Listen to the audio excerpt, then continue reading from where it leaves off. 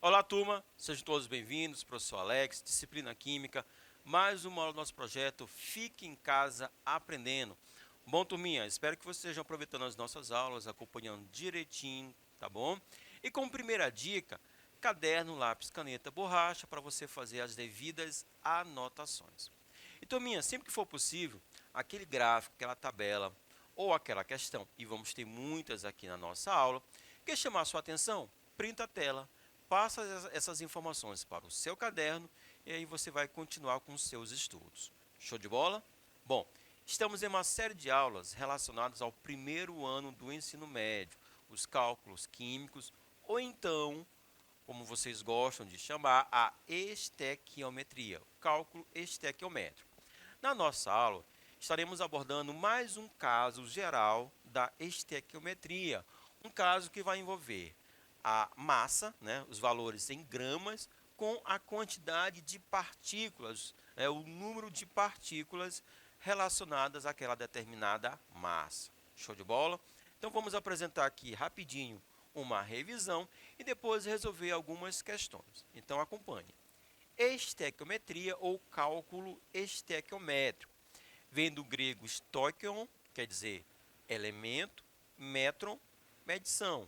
Ou seja, é o cálculo das quantidades de reagentes e ou produtos das reações químicas, feito com base em duas coisas: nas leis das reações, que são as leis ponderais, as leis das massas, Lavoisier e Proust, e as leis volumétricas. Então, com base nessas leis e com base também com auxílio também das equações químicas devidamente balanceadas.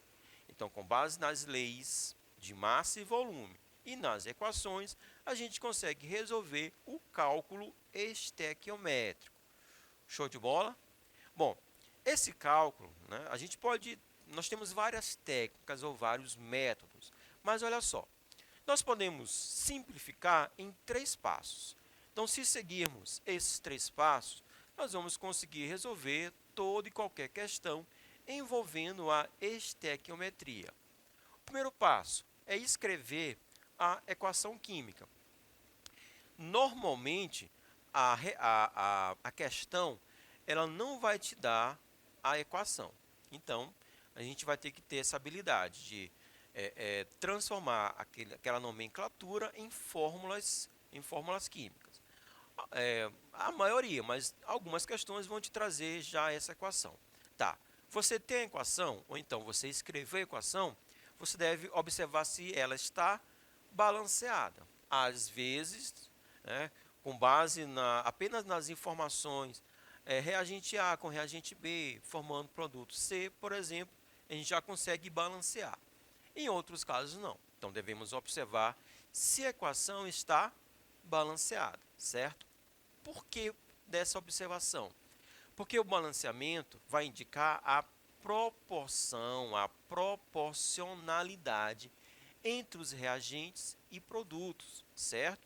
E aí, as leis, tanto relacionadas à massa quanto a volume, elas estão pautadas nessa proporcionalidade. Na química, as combinações não são aleatórias, elas são proporcionais. Show?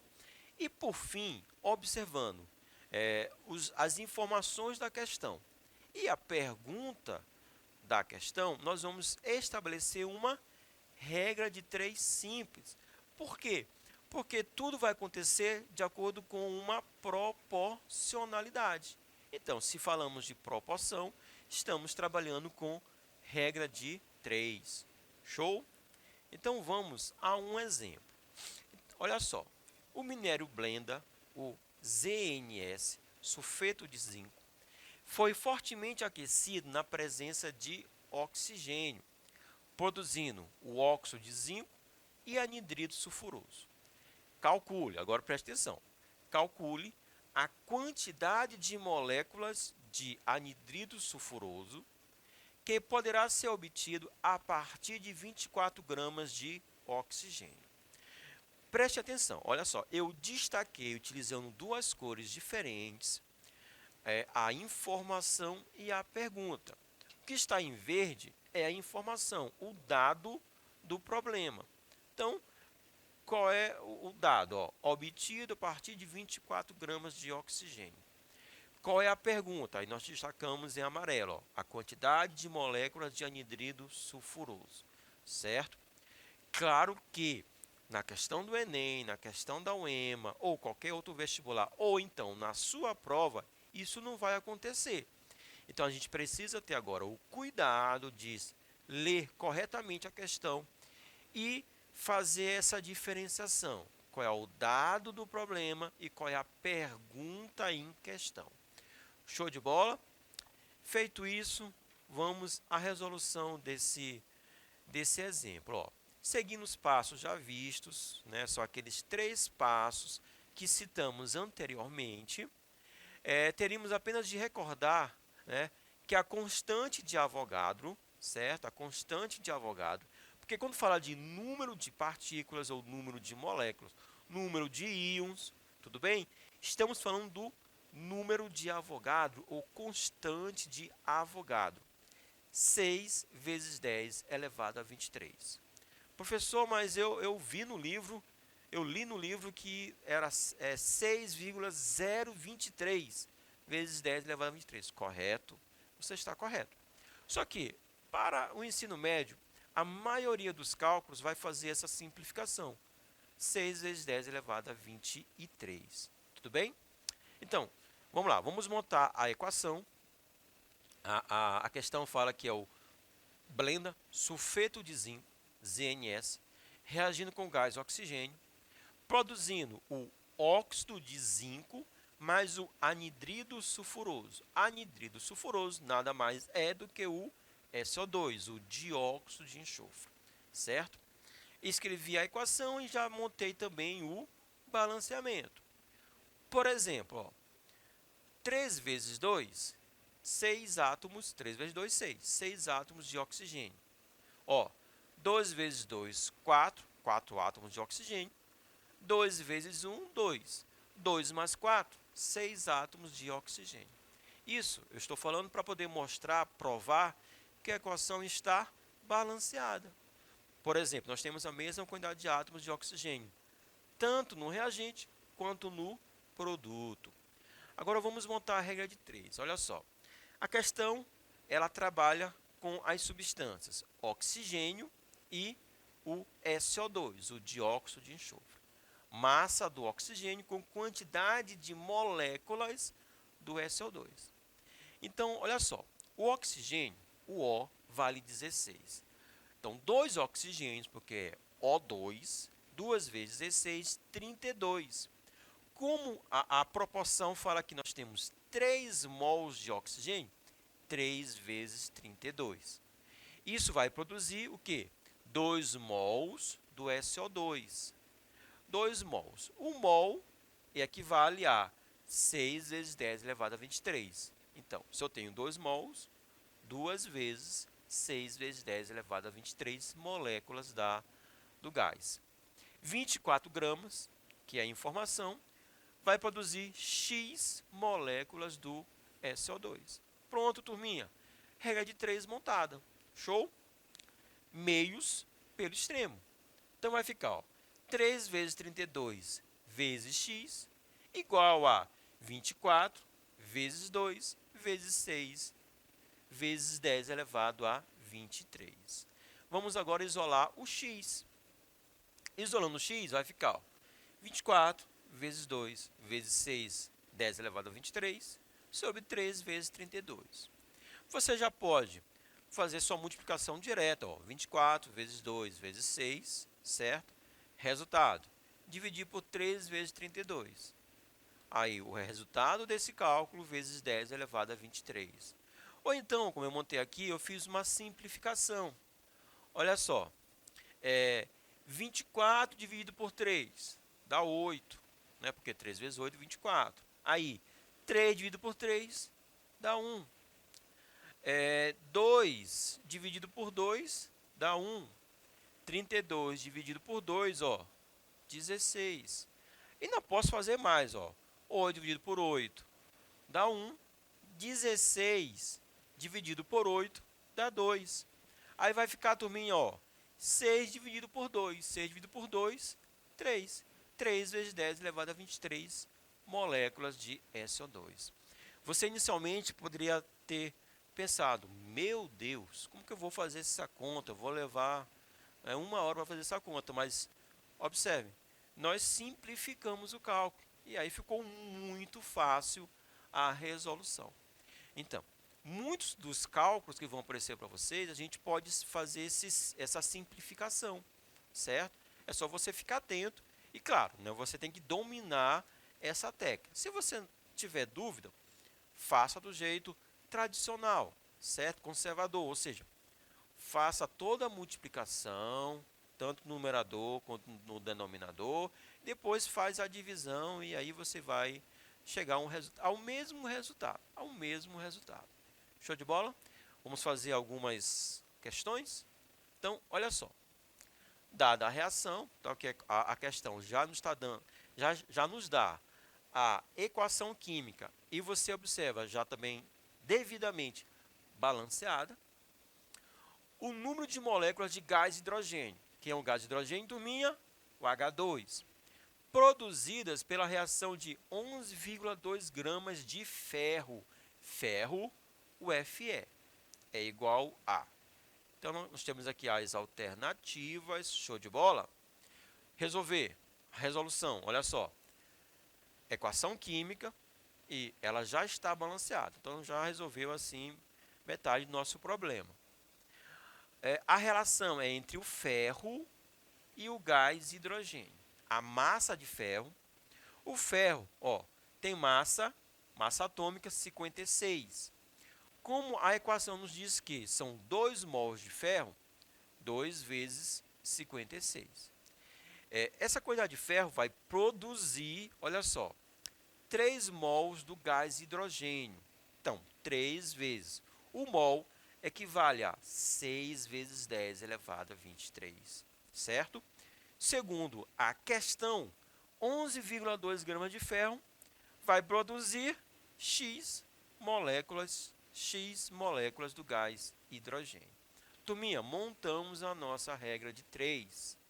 Então, quem vai ser o X? Olha só, vai ser meios, olha só, 11,2 vezes 3 vezes 6, 10 elevado a 23, sobre 2 vezes 56. Bom, turminha, você pode fazer o cálculo direto, né? Ou então fazer as devidas simplificações. Por exemplo, ó, 11,2 eu posso simplificar com 56.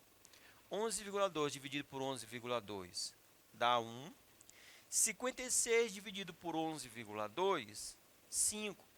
Ou seja, o 56 é um múltiplo do 11,2, certo? Outra simplificação, ó, o 6 com 2. 2 dividido por 2 dá 1. 6 dividido por 2 dá 3.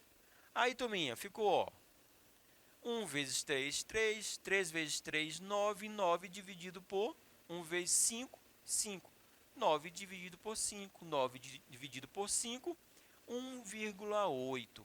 1,8 vezes 10 elevado a 23 moléculas do gás hidrogênio, certo? Quando a gente faz a simplificação e o termo já é bem explícito, nós vamos facilitar o nosso cálculo, certo? Mas se você tiver dificuldade, faça sua continha direta, certo? Sem problema nenhum. Então, o resultado, a alternativa, a letra D. Show? Mais uma? Então, vamos lá. A amônia é obtida industrialmente pela reação do nitrogênio do ar com o hidrogênio. Nessa reação, cada 3 mols de hidrogênio consumidos formam um número de moléculas de amônia aproximadamente igual a. Então, quantas moléculas de amônia, né, a gente consegue obter a partir de 3 mols de hidrogênio? Vamos traduzir isso em uma equação. Então, eu tenho, olha só, o gás nitrogênio reagindo com o gás hidrogênio, produzindo a amônia, o NH3. Nesse ponto, a gente precisa ter esse domínio, né? A partir do nome, saber montar a fórmula química. E em vídeos anteriores, nós temos esse tópico, nós temos esse conteúdo. Então, procura aí, tá bom? Na nossa plataforma. Bom, e fizemos também o balanceamento. Por exemplo, ó, 1 vezes 2, 2 nitrogênios.